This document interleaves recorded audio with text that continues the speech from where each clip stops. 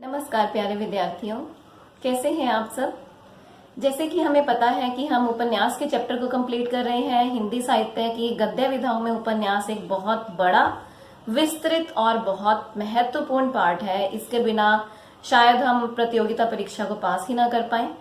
कर भी लेंगे वैसे तो, लेकिन फिर भी उपन्यास को करना बहुत बहुत जरूरी है। तो हम आज उपन्यास का आगे का करते हैं।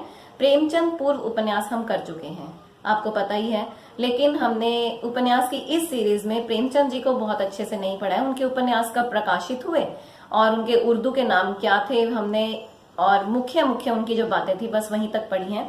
वैसे तो वो भी सफिशिएंट कह सकते हैं, लेकिन प्रेमचंद जी को तो उपन्यास के मामले में और कहानी के बारे में जितना भी पढ़ा जाए उतना कम ही है। फिर भी अगर आपने प्रेमचंद जी के विषय में, उपन्यासों के विषय में देखना है तो हमारे वीडियोस पर हमारे चैनल पर 3 से 4 अच्छी बड़ी वीडियोस उनके बारे में बनी हुई हैं।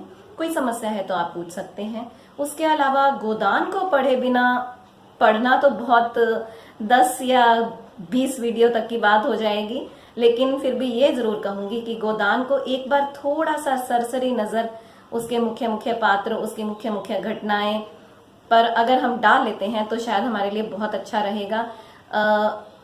एक कंप्लीट सा लगता है गोदान। प्रेमचंद के जो उपन्यास हम पढ़ रहे हैं, प्रेमचंद पूर्व उपन्यास तो हमने 1918 तक कंप्लीट कर लिए थे।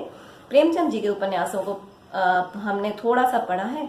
आज हम गोदान, जो कि 1936 में प्रकाशित हुआ, पिछले वीडियो में मैंने बताया था कि कामायनी भी उसके आसपास ही प्रकाशित हुई थी। आज मैं आपसे प्रश्न पूछना चाहूंगी। गोदान और कामायनी एक बहुत सशक्त, अपने अपने विधाओं में सशक्त रचनाएं रही हैं। तो कामायनी का प्रकाशन कब हुआ था ये आप बताइए। और प्रेमचंद युगीन उपन्यासों में हम प्रसाद जी के उपन्यास, जो कि कंकाल, तितली, इरावती हैं, इसे थोड़ा सा देखेंगे, ठीक है। उससे पहले हम गोदान को करते हैं। देखिए, गोदान में मुख्य सबसे मुख्य पात्र होरी जो है वो हीरो है। उदात्त मूल्यों का वाहक है। कैसे? हृदय उसका उदार है लेकिन बिरादरी से डरता है। ग्रामीण स्वनिर्भर व्यवस्था, ग्रामीण स्वनिर्भर व्यवस्था का एक अदना सा किसान है और धीरे धीरे वो बेचारा किसान भी नहीं रह जाता, वो एक मजदूर बन जाता है। मजदूर बनने के कारण उसके ऊपर इतनी परेशानियां आती हैं। उपन्यास के आरंभ में वो एक ठीक ठाक सा किसान दिखाया है।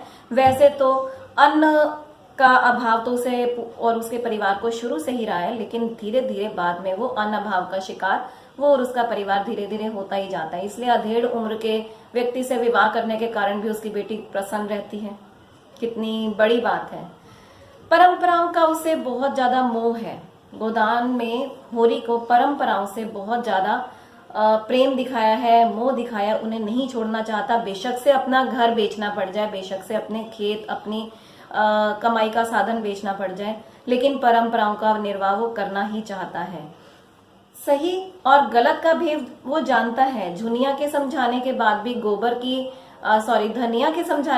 गोबर की पत्नी झुनिया को वो रखता है, लेकिन फिर भी समाज में और पंचायत द्वारा दिए गए दंड को वो भुगतना चाहता है। सामाजिक जीवन का आधार उसके हिसाब से बिरादरी है और बिरादरी के अंदर रहना ही चाहता है। अपने भाई की गलती को भी वो छुपाता है, माफ तो करता ही है, साथ में छुपाता भी है। सबसे बड़ी बात जो उसके अंदर दिखाई है वो दिखाई है परिस्थितियों से समझौता। वो परिस्थितियों से समझौता करता है। हर प्रकार की परिस्थितियां उसके सामने आती हैं। धीरे धीरे वो कम उम्र में ही बहुत अधिक उम्र का दिखने लगता है। फिर भी वो परिस्थितियों से समझौता करता है, उनसे संघर्ष या उनसे लड़ाई नहीं करना चाहता। जबकि उसका बेटा जो है उसे थोड़ा सा काफी ज्यादा अलग दिखाया है। परिस्थितियों के आधार पे जब उसको भागना था तो वो भाग भी जाता है कि उसको पता चलता है यहाँ अब मेरा कुछ नहीं बनेगा। झुनिया को अपने घर छोड़ता है। हाँ, झुनिया की सही सलामती को देखने के बाद जाता है। ये एक अच्छी बात दिखाई है उसमें।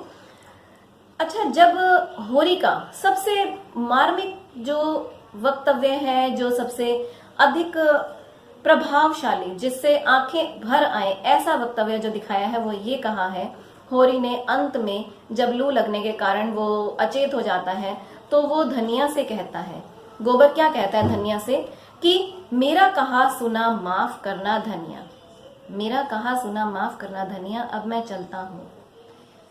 सारी दुर्दशा तो हो गई, कब तक जिलाएगी, जिलाएगी मतलब जिंदा रखोगी, अब चलने दे, गाय की साथ मन ही मन में रह गई। ये उसके अंतिम वचन थे। थोड़े शब्द इधर उधर हो सकते हैं लेकिन इतने ज्यादा मार्मिक हैं कि भूल ही नहीं पाते हैं। जैसे झांसी की रानी में वृंदावन लाल वर्मा जी ने ऐसे ऐसे सीन्स दिखाए हैं जिसमें झांसी की रानी की वीरता के साथ साथ आंखों में आंसू आ जाते हैं, लेकिन पढ़ते पढ़ते ऐसे रहता है कि मैं इसे पूरा करूं। और जिस तरह से वो लोगों ने स्वतंत्रता संग्राम, आप कहेंगे ये कहां से कहां रिलेट कर रही है मैम, लेकिन कई ऐसे मार्मिक प्रसंग आ जाते हैं जो आपस में अपने आप ही मिक्स से हो जाते हैं। उस होरी के मेरे ख्याल से कहीं आके न भर आए, क्योंकि आसपास भी हम झुग्गी झोपड़ियां और ऐसे माहौल देखते हैं जिसमें लोग आजकल बारिश हो रही है, वर्षा हो रही है और झुग्गी झोपड़ी में जो साड़ियों के कपड़े बांधे हुए औरतें रह रही हैं, लोग रह रहे हैं, बारिश आने के कारण उनका सब गड़बड़ हो जाता है, देखकर बहुत ही दुख होता है। तो एक बार होरी को छोड़ ही देते हैं। कभी आप कहेंगे तो हम कमेंट में जरूर पढ़ेंगे, या फिर अगले वीडियो में अगर आप कहेंगे, कमेंट करेंगे तो हम उसे जरूर पढ़ लेंगे, बहुत अच्छे से पढ़ लेंगे। ऐसे ऐसे वक्तव्य, ऐसे ऐसे कथन प्रेमचंद जी ने दिए हैं कि आंखें भरने लगती हैं। पता नहीं क्यों शुरू से ही मेरी आंखें जल्दी। खैर, और पात्र हैं गोबर, धनिया, राय साहब, अमरपाल सिंह, गोबर का बेटा मंगल, जिसने कोई ऐसा खास पात्र आप कहेंगे है नहीं तो मंगल की बात क्यों कही, लेकिन उस मंगल के पात्र के कारण ही मिस मालती एक तरह से आदर्श मालती बन गई, एक आदर्श स्त्री बन गई, आदर्श नारी बन गई, और मेहता जी उसके लिए श्रद्धा रखने लगे। एक बहुत बड़ी बात है, इसलिए मैं मंगल को भी एक बहुत अच्छा पात्र मानती हूँ। मिर्जा खुर्शीद, ओमकार, गोबर, मेहता, मालती, मिस्टर खन्ना, गोविंदी जी का नाम पहले कुछ और भी दिखाया गया है, और इन सब के नामों में होरी सबसे बड़ा पात्र है। मिस्टर मेहता, मालती और धनिया, ये चार पात्र में, ग्राम में होरी और धनिया और शहर में मिस्टर मेहता और मिस मालती, ये चार नाम अच्छे से आपको आने ही चाहिए। और भी पात्र हैं, अगर आप कहेंगे पात्रों का चरित्र चित्रण तो हम वो और भी बहुत अच्छे से करेंगे। अब इन सब के अलावा हम थोड़ा सा अपने आप को आगे लेके जाते हैं, क्योंकि अगर अब आगे नहीं बढ़ेंगे तो फिर गोदान में ही रह जाएंगे। आगे के उपन्यासों में, उपन्यासकारों में सबसे पहले अभी हमने बात की थी जयशंकर प्रसाद जी की। जयशंकर प्रसाद जी जो है उन्होंने लिखे कंकाल, तितली, इरावती। इरावती अधूरा रह गया था। उसी तरह से प्रेमचंद जी का भी 1948 में एक प्रकाशित हुआ उपन्यास जो कि अधूरा रह गया था, वो कौन सा था ये आप मुझे बताइए। प्रेमचंद जी पर कोई एक आध जीवनी जो उनकी पत्नी ने लिखी है, शिवरानी देवी जी ने, अगर आपको उसका नाम आता है तो वो भी मुझे प्लीज कमेंट करके बताना। आज के मैंने आपसे 2-3 क्वेश्चन पूछ लिए हैं। जैसे प्रसाद जी का इरावती अधूरा रह गया था, उस तरह से प्रेमचंद जी का कौन सा उपन्यास अधूरा रह गया था, और साथ साथ में शिवरानी देवी जी ने उन पर, प्रेमचंद जी पर कौन सी विधा में किस नाम से रचना की। ठीक है। अच्छा, कंकाल जो है उसमें व्यक्ति की स्वतंत्रता की बात की गई है। तितली में प्रेम का आदर्श रूप दिखाया गया है। जयशंकर प्रसाद जी की एक पुरस्कार कहानी है, उसमें भी प्रेम का बहुत अच्छे से आदर्श रूप दिखाया है, जो प्रेम का आदर्श दिखाया। साथ में राष्ट्रीय भावना प्रसाद जी की रचनाओं में कूट कूट कर भरी है। हम उनके जो नाटक पढ़ते हैं उनमें भी ये बात बहुत ज्यादा है। राष्ट्रीय भावना तो उनकी हर रचना में है। इसके साथ साथ उनकी रचनाओं में, उनके उपन्यासों में ग्रामीण समस्याओं को भी दिखाया गया है। अब हम बात करते हैं विश्वंभर नाथ शर्मा कौशिक जी की। माँ भिखारिणी और संघर्ष इनके प्रसिद्ध उपन्यास है। माँ की ममता, आदर्श प्रेम, नारी हृदय की विशालता को दिखाया गया है। उसके बाद हम नाम लेना चाहेंगे उपेंद्र नाथ अश्क जी का, जिनका सितारों का खेल सिता 1937 में प्रकाशित। मैं बहुत कम सन बता रही हूँ आपको इस बार, आपको नीचे डिस्क्रिप्शन बॉक्स में ये सभी सन बहुत अच्छे से मिल जाएंगे।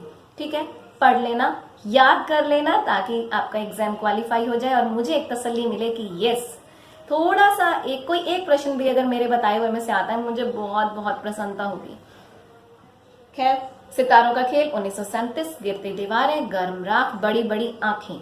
बड़ी बड़ी आंखें बहुत प्रसिद्ध रहा, इसके पीछे भी बहुत अच्छी स्टोरी है, कभी अगर समय मिला तो जरूर बताऊंगी। उसके अलावा बात करते हैं प्रताप नारायण श्रीवास्तव जी की। विदा, विजय, विकास, विसर्जन, वेदना, ये इनके वी से याद कर लीजिए उपन्यास हैं, अच्छे उपन्यास हैं। एक इनका ऐतिहासिक उपन्यास है जो कि है बेकसी का मजार। बेकसी का मजार। उसके अलावा इन्होंने उच्च वर्ग के आधुनिक जीवन के बारे में बताया है, राष्ट्रीय समस्याओं को भी दिखाया है, और आज के समय में जो हम पाश्चात्य सभ्यता का अंधा अनुकरण कर रहे हैं उसके कारण होने वाली समस्याओं को भी दिखाया है। अब बात करते हैं उग्र जी की। घासलेटी साहित्य कहा गया है।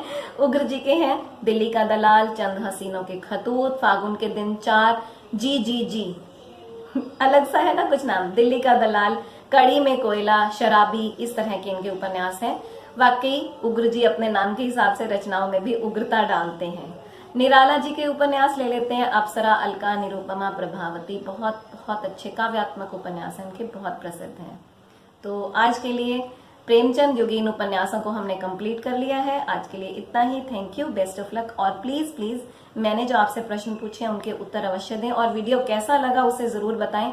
मेरे पास आपके वीडियो के व्यूज ही केवल 50 से 100 तक आते हैं, तो नेक्स्ट वीडियो बनाने का थोड़ा सा मनोबल कम हो जाता है। तो प्लीज अगर आप अपने फ्रेंड्स में जो तैयारी कर रहे हैं उनमें अगर शेयर कर देते हैं तो आपका बहुत बहुत धन्यवाद। एक बात और मैं आपसे कहना चाहूंगी, जरूर अपने साहित्य को तो आप स्ट्रॉन्ग कीजिए, लेकिन व्याकरण और काव्य शास्त्र को भी छोड़िए मत।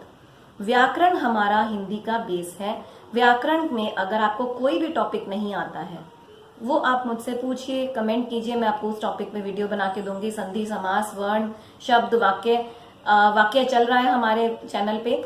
शब्द हम पहले कर चुके हैं, वर्ण विचार उससे पहले हम कर चुके थे। वर्ण से ही शुरू होती है व्याकरण, तो उसे मत छोड़िए। व्याकरण को अपना बेस बना के रखिए। जितने शब्द, जितने आपके शब्दकोश में व्याकरण के शब्द होंगे और हिंदी का शब्दकोश जितना आपका समृद्ध होगा, उतना ही आपका इंटरव्यू, आपके एग्जाम, आप खुद, और सबसे बड़ी बात जो आज के समय में कथन, रीजन, ये वाले प्रश्न आते हैं, वो बहुत अच्छे से कर पाएंगे अगर आपका व्याकरण अच्छा है। तो व्याकरण से ही भाषा की समझ आती है। थोड़ा ज्यादा हो गया, सॉरी, लेकिन व्याकरण को स्ट्रॉन्ग जरूर रखिए। Thank you, best of luck.